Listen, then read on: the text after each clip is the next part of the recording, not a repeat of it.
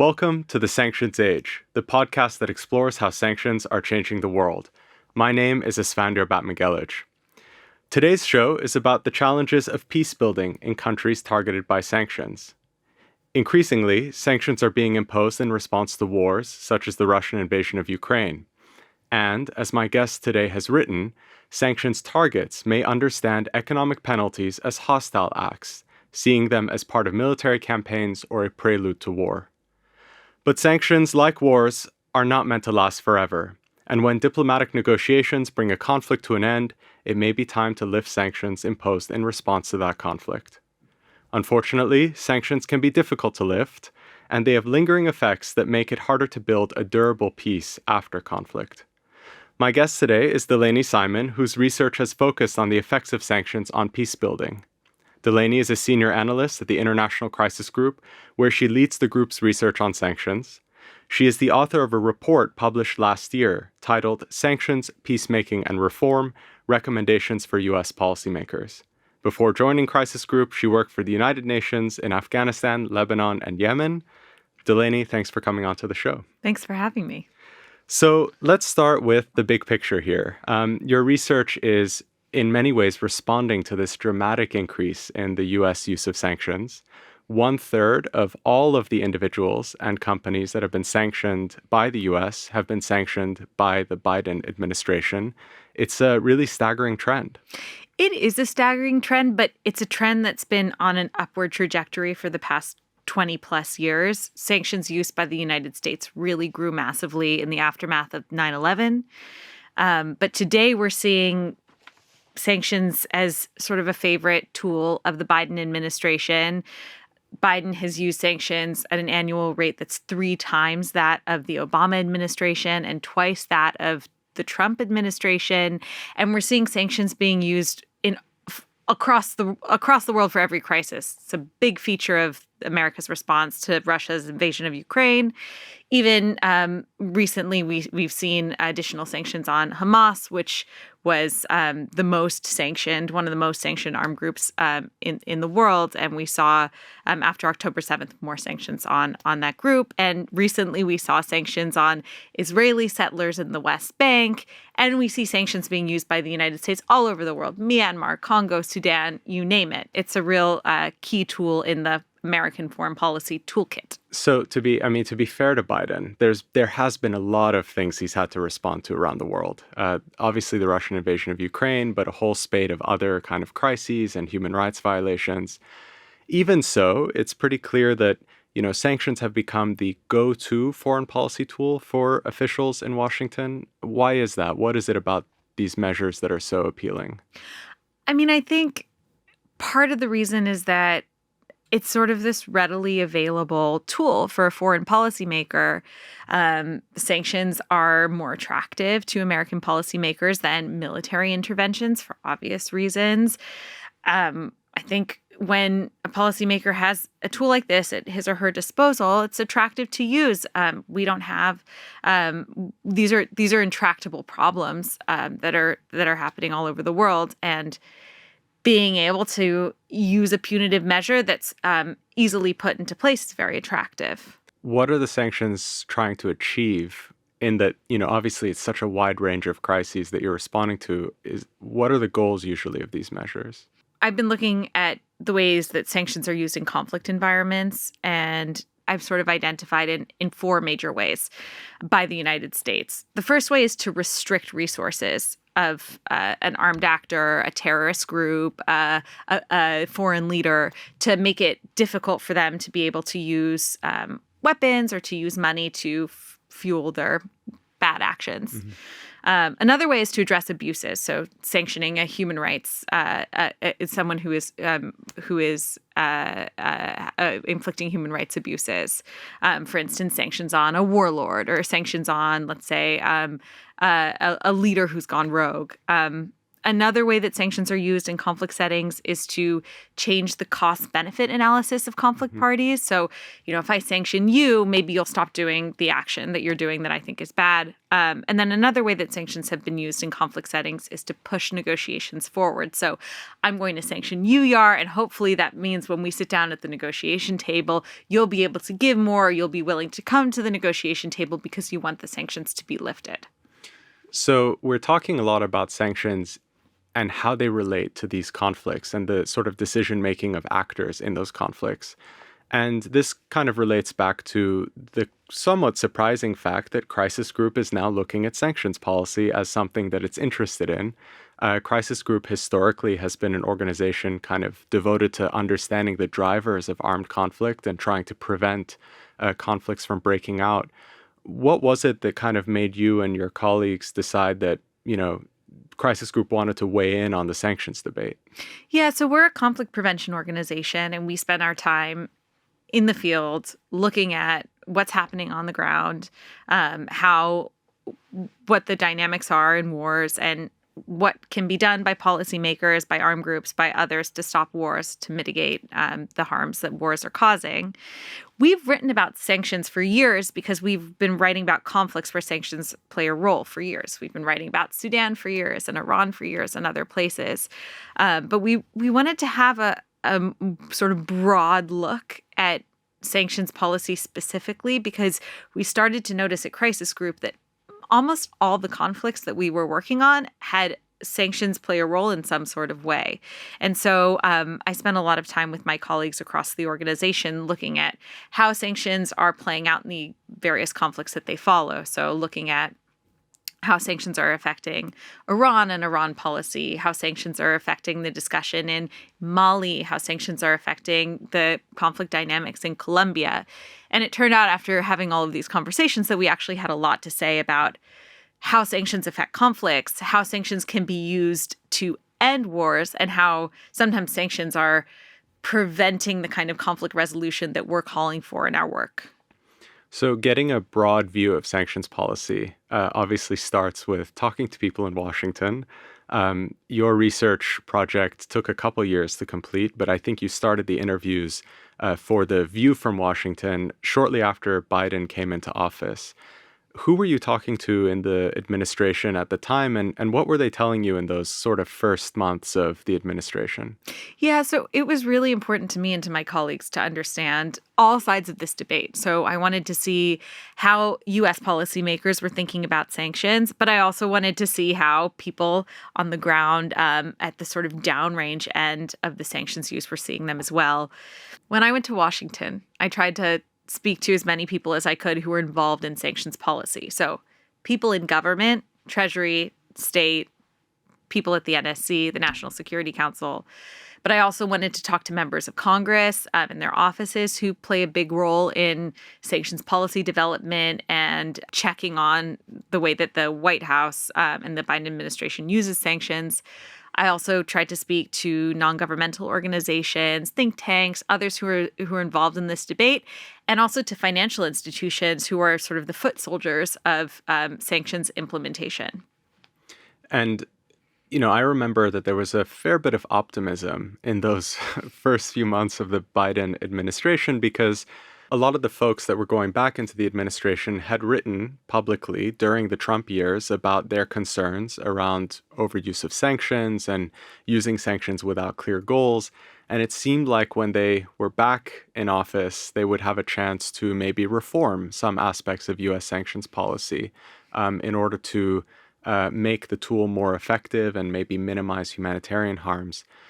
It feels like we're in a slightly different context now because Biden maybe and his team maybe thought that they would be able to reevaluate the use of sanctions, but then they realized that they were facing a vast array of global crises and they had to kind of rely on the sanctions playbook.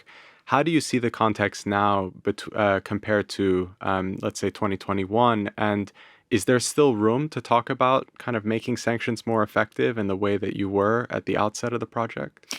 Yeah, I mean, I think credit should be given to the Biden administration for really changing Washington's tune when it comes to sanctions and sanctions policy.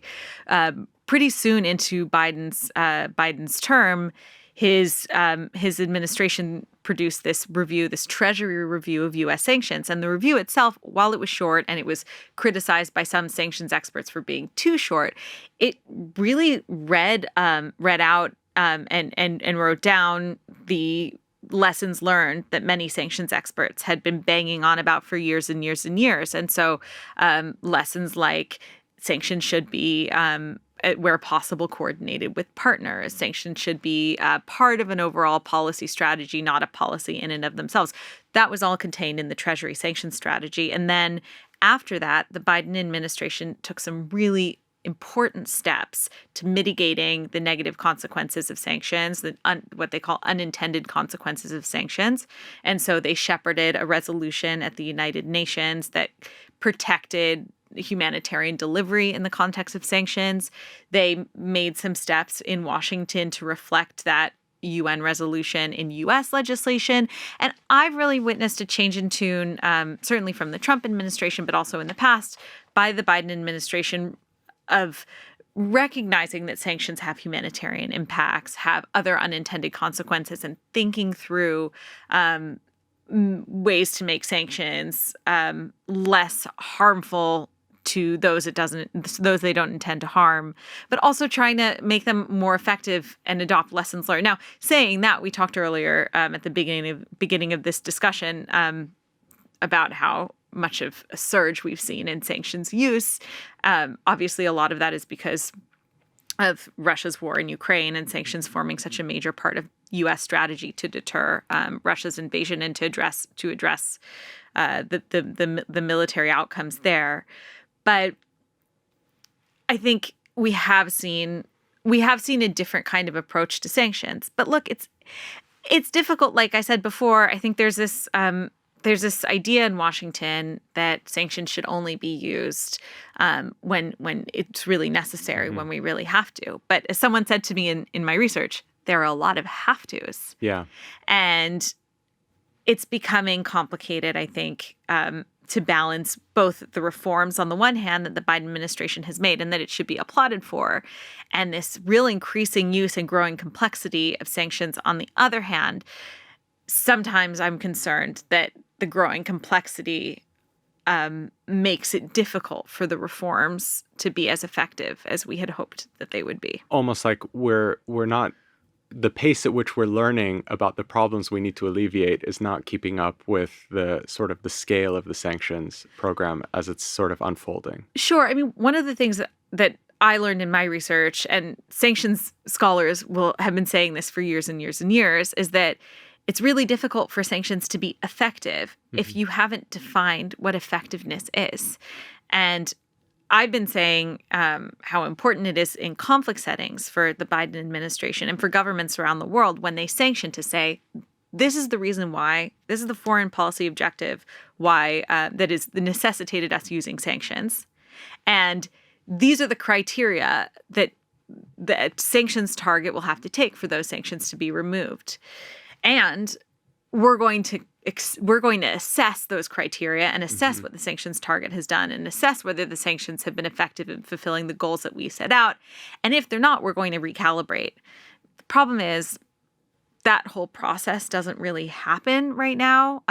There's no sort of comprehensive effort to look carefully at sanctions effectiveness or necessarily to set their goals. And that's a real problem, and it's something that becomes a lot more difficult to do when you have thousands and thousands of sanctions targets and thousands of hundreds or dozens of sanctions regimes. Yeah. So, I mean, this was a really cool aspect of your report because, you know, in order to try and provide these assessments of what's actually happening, what are the effects of these measures, you went in the field. So I think unusually for sanctions research, which does tend to focus on the view from Washington, your report and the process of researching it took you to Colombia, Democratic Republic of the Congo, Turkey, Libya, the UAE. I mean, tell us a little bit about how you chose these countries and who your interlocutors were and what you were trying to sort of understand from them.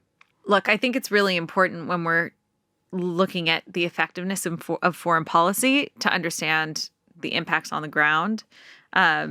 Oftentimes, what people say in Washington is very different than what is understood on the ground in the places where policy is supposed to have impact. And so it was really important to me to understand Washington's perspective, but also understand the perspective on the ground. And so I spent some time in Colombia speaking to the FARC rebels who were under U.S. sanctions for years, and then entered a peace agreement with the Colombian government. I wanted to go to Congo to understand why. I wanted to understand whether sanctions had been effective in Congo, because I heard a lot in D.C. that Congo was a great example of sanctions effectiveness. And so I wanted to speak to people there to see, did they agree? The answer was more of a mixed bag than I expected. I went to Libya for similar reasons. And I came back with a very sort of mixed picture about how effective sanctions are and how effectively they deliver on peace and security goals. I should stress, I didn't leave this research project thinking that sanctions should be eliminated or thinking that the U.S. should stop using sanctions. I actually ended the research project thinking sanctions could be a really powerful tool. And sometimes they are. And sometimes American policymakers have no choice but to use them. They have to use them because the behaviors that they're addressing are so egregious. I mean, look, knowing what we know now in the wake of the October 7th attacks, I mean, doesn't it make sense to cut Hamas off from its bank accounts? It just makes sense. At the same time, I think sanctions, I learned, the way that they're used must be changed for them to be more effective, because I saw case after case after case of sanctions being sort of an albatross around the necks of American policymakers. They were put in place for one reason, and then they stayed in place for years and years and years, dozen years, 20 years. And all of a sudden these sanctions regimes were in place, and U.S. officials were sort of hamstrung from changing them, even when the sanctions ran counter to their goals. So walk us through a little bit of, I'm really interested in the FARC case, because this is an example where there was a peace agreement that sort of led to the end of hostilities between the rebels and the Colombian government. And as part of that agreement, FARC was delisted. It was taken off the sanctions list. But it wasn't so easy. And tell us a little bit about how exactly did the sanctions sort of linger, and what did that do to the actual implementation of the peace deal? Sure. So the FARC, which is a guerrilla group in Colombia that had been waging a war against the Colombian state for decades, and had been responsible for some really horrific attacks in Colombia, a war that killed many, many, many people. They'd been under these sanctions for years, and specifically they were under a U.S. sanction, the Foreign Terrorist Organization sanction. So in U.S. policymaking circles, they say the FTO. The FARC was designated as a foreign terrorist organization, and they were on other sanctions lists too. The FARC, after a really long conflict, started to negotiate with the Colombian government to lay down their arms. And the FARC eventually signed a peace deal with the Colombian government in 2016. Now, problematically, I learned the FTO was still in place after the peace deal was signed. And I wanted to see, the sanction is still in place, but the FARC has given up their arms. What does this mean for the implementation of the peace agreement? So I went to Colombia and I spoke with former FARC. And I was pretty floored to see how significant the FTO was as a hurdle to them reintegrating into civilian life. And the peace deal had established that the FARC would give up its weapons in exchange for peaceful political participation and reintegration into civilian life. But when I spoke with former FARC, they had so much trouble getting bank accounts, getting jobs, accessing the formal economy. Because, there were other reasons too, but a big reason was that they were under sanctions. They couldn't open bank accounts. So I spoke with one former rebel who had become a parliamentarian in Colombia, and he told me, look, I had to to fund my campaign. I couldn't have a bank account for my legitimate campaign funds. I also spent some time in Caquetá, which is in the center of the country where the FARC was very active with deminers. So people who were removing landmines that had been planted during the war. After the FARC laid down their arms and after the peace agreement was signed, a lot of the FARC former FARC chose to participate in landmine clearance. Mm-hmm. It was part of their reintegration into civilian life. But problematically, because the FTO was still in place, they couldn't receive the certificates that they needed to receive to legally begin to start demining. They couldn't get landmine training for landmine clearance from nonprofit organizations because those organizations were worried about providing support to a sanctioned entity, and they were worried that they could be prosecuted in the United States. So they stopped training those former FARC.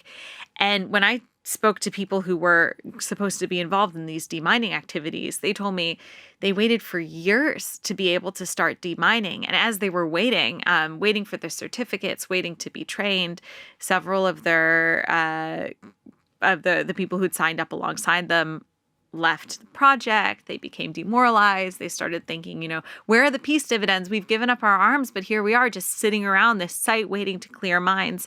Local communities told me what an amazing thing it would have been for them to start the path of forgiveness, to see the FARC remove the landmines that they themselves had planted. But because the removals were delayed, this sort of distrust that was already in place continued to be there without mitigation.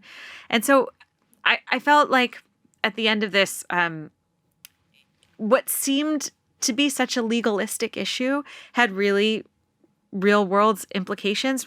It seemed to have robbed the peace process of what could have been a win for the community, a win for peace efforts in these local settings that had experienced so much war and conflict. Sanctions were eventually lifted. The FTO was eventually lifted. I understand from my conversations in Washington, doing so was a tremendous bureaucratic lift. It took a long time. The political ramifications on the Biden administration were so serious that senior administration officials had to go down to Miami.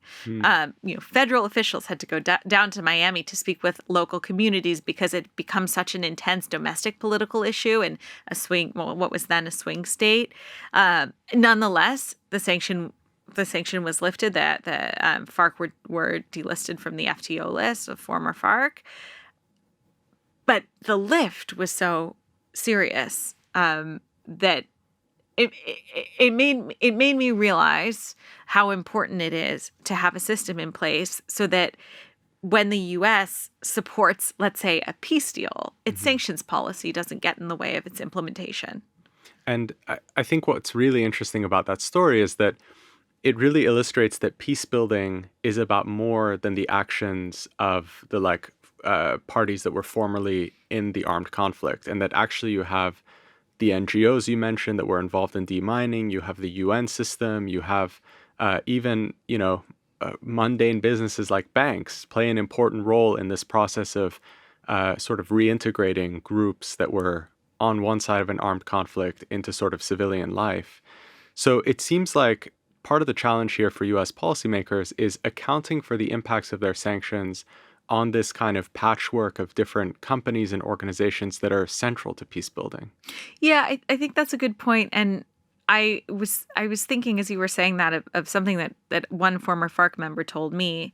He said, look, we weren't affected by the sanctions in the war, but we were affected in the peace. And what he meant by that was during the war, the FARC were living in the jungle. They were participating in the illicit economy. They didn't have bank accounts.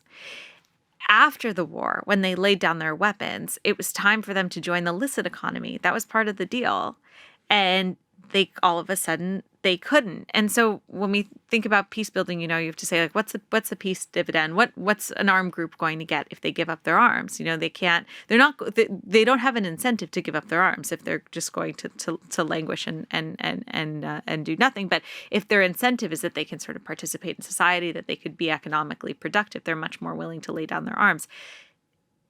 in this case, they were unable to do so because of an outdated policy that could be changed fast enough to make a difference when it needed to.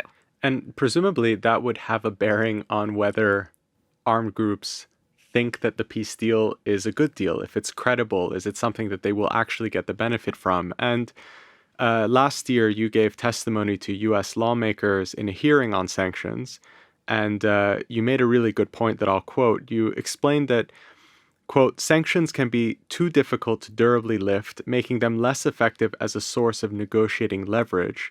And you also noted that the lingering effects of sanctions can make peace deals harder to implement. Tell us a little bit about, from the crisis group perspective, FARC is one of many groups engaged in terrorism for political ends.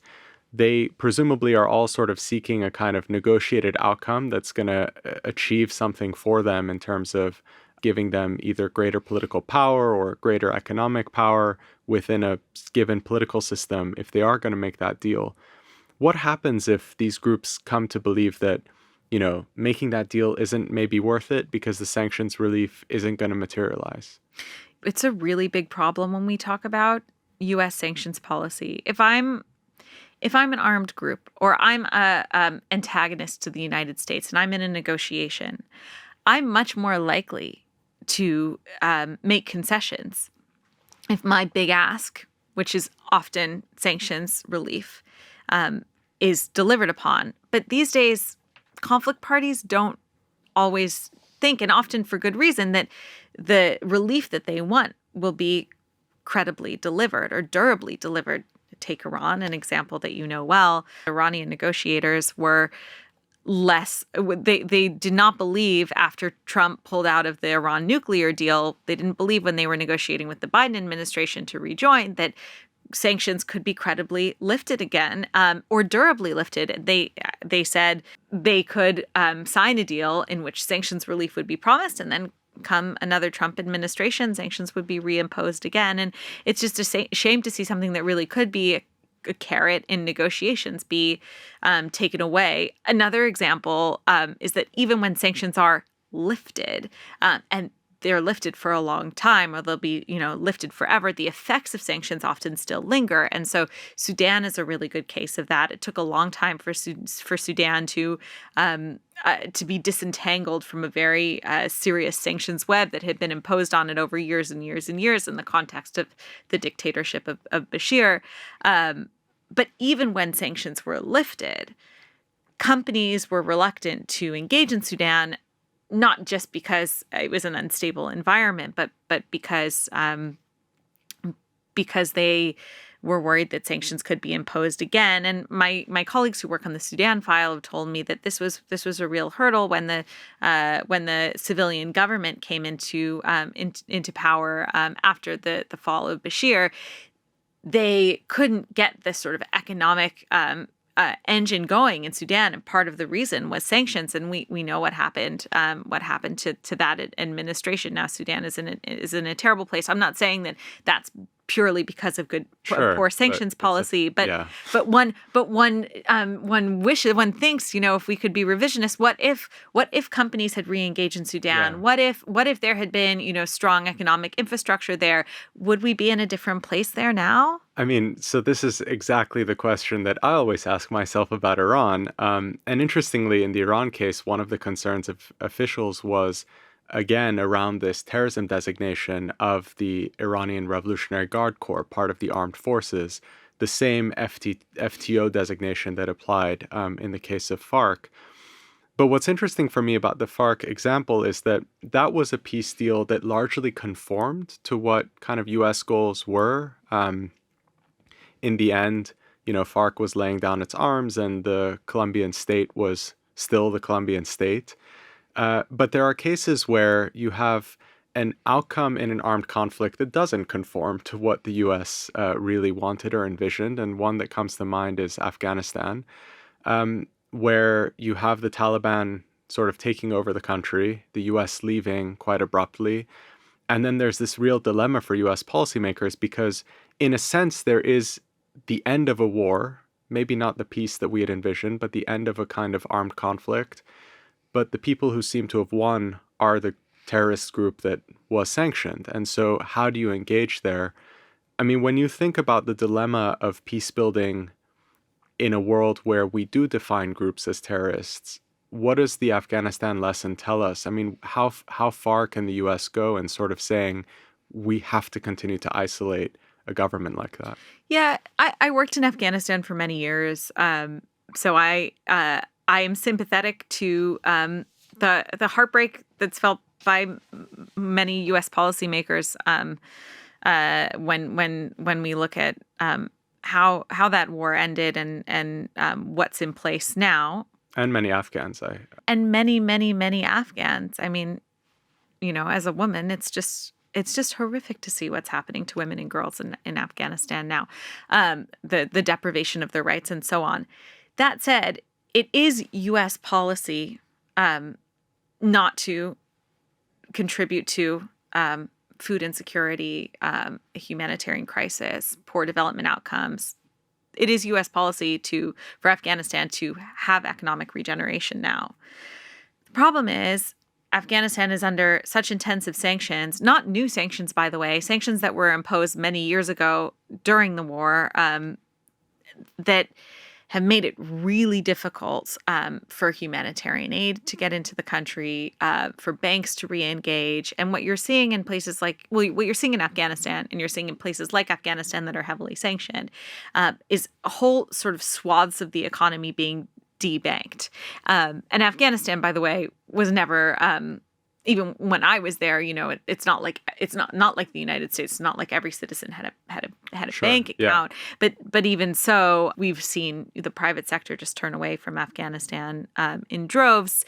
I did some interesting research with currency smugglers in Turkey who were working to get money into Afghanistan, and they were making a killing. I mean, these guys had made so much money after the Taliban came into power because they were facilitating money transfers outside of the formal banking system, and they were making money. But it was just the normal person who's trying to get food on the table for his family, who's trying to find a way to get her girls educated, who were suffering because of the inability to get money into the country. So in the Afghanistan case, there was a multilateral effort to sort of build an Afghan state for the Afghan people, and really kind of keep the Taliban from power. What's been interesting, I think, looking at the aftermath, is that there isn't the same necessarily multilateralism in the peacebuilding effort, in the sense that it feels like the Europeans in particular are more proactive about the hard reality of what peacebuilding looks like, versus, let's say, the US, where things are more contingent on a conversation about, how do we, let's say, address these humanitarian concerns, but maintain the posture of our sanctions. How do you see the kind of difference between the European and American approach when it comes to this question of sanctions and peacebuilding? The peacebuilding discussion is not one that's being had in Afghanistan right now. There's barely a discussion about development, and that needs to happen in Afghanistan. My colleagues at the International Crisis Group who work on Afghanistan say often, these policies of economic strangulation on the country actually are affecting the Afghans that Americans in Europe want to help. The problem that we have with both American and European policies on Afghanistan right now is, on the one hand, there's a real concern about the situation of women and girls and minorities and others, and a real desire to allow them rights and economic development and so forth. And on the other hand, economic policies that make it difficult for those people to eat, to have durable livelihoods, to have electricity, to have all the things that they need to have development and to have durable livelihoods. And so there's this paradox in both American and European policies on Afghanistan that I think will eventually have to change. I'll give you an example because, as you said, there was a major U.S. and European effort to sanction Afghanistan, but it was also, to sanction the Taliban. But it was also a multilateral effort. The UN sanctions regime for the Taliban, the what we called it, the 1988 Security Council sanctions regime, was a Security Council sanctions regime that was designed during the conflict to isolate the Taliban. That regime is still in place today, and when you read it, I mean, it's so outdated and it's still in place today. I'll give you an example. To be delisted from the 1988 Taliban sanctions list, a person on the list has to recognize the Constitution of Afghanistan. Mm-hmm. And the UN Sanctions Committee has to consult with the government of Afghanistan. Now, the government of Afghanistan fell when the Taliban took over in August 2021. How is that sanctions regime supposed to work? And so I think this is an example like the example with the FARC, where there's outdated policy that's still in place, and a policy by policymakers to respond to the current situation. And those two things are just on completely different playing fields. And it becomes a real, like I said before, it becomes this albatross for policymakers where they are trying to take a step forward in one direction, or they have a goal that's, one thing on the one hand, and then outdated sanctions policies or sanctions policies themselves are in conflict with those goals. I mean, it's sort of incredible to think that it's kind of easier for armed groups to lay down their arms than it is for the bureaucrats in Western capitals, or let's say at the UN Security Council, to lay down the to roll back the sanctions, let's say. I mean, it's a strange kind of situation to look at, sort of absurd almost. It is absurd, but these things are really complicated, and I am sympathetic to the individual diplomat, the individual policy staff who looks at all of their files and sees these complicated technical sanctions regimes in so many different files, and just starting to think about untangling them is really complicated. And when we're talking about untangling Security Council sanctions, I have sympathy for those diplomats as well, because they're dealing with a gridlocked Security Council. They're dealing with a range of pressing files right now. There are so many threats to peace and security around the world. They don't have time. And then they have this really technical sanctions regime that's really difficult to change. And so I think there should be a little bit more accounting when sanctions are imposed to think about how they can be lifted, because otherwise you're leaving these sort of individual diplomats to grapple with these really big changes and issues that seem to be intractable. And that was one of the kind of aims of the 2021 Treasury Sanctions Review, was this idea that we should look at kind of the ability to lift sanctions for precisely this reason. Sure, but there's no process that I know of in the U.S. government right now to review its sanctions programs and think about, are our sanctions, I'm not saying they are necessarily, but is our embargo on Cuba fit for purpose today in 2024? Sure. And if it isn't, how can we calibrate it? Or sanctions have been on Zimbabwe for decades. Are they working? If not, how can we calibrate them? The U.S. did just recently change the Zimbabwe sanctions regime, but sanctions are still in place. There isn't a process to review all of these regimes. And when I spoke with U.S. policymakers about this, a lot of them would say, well, we have so many sanctions. Where would we even start? And fair enough. That problem's getting worse. But exactly, the problem is getting worse. And to me, if we have the ability to impose these economic restrictions, we really need to think about our ability to lift them. We can't just have this one-way ratchet. We're reaching almost the end of our time, but I wanted to sort of end on a slightly more optimistic note. I am also sympathetic with the officials that have to deal with these policies.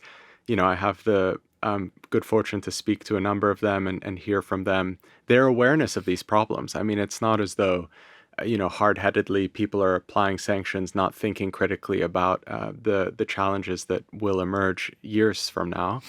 But there have been efforts to find solutions. And you mentioned sort of the Security Council and its role in a lot of multilateral sanctions programs.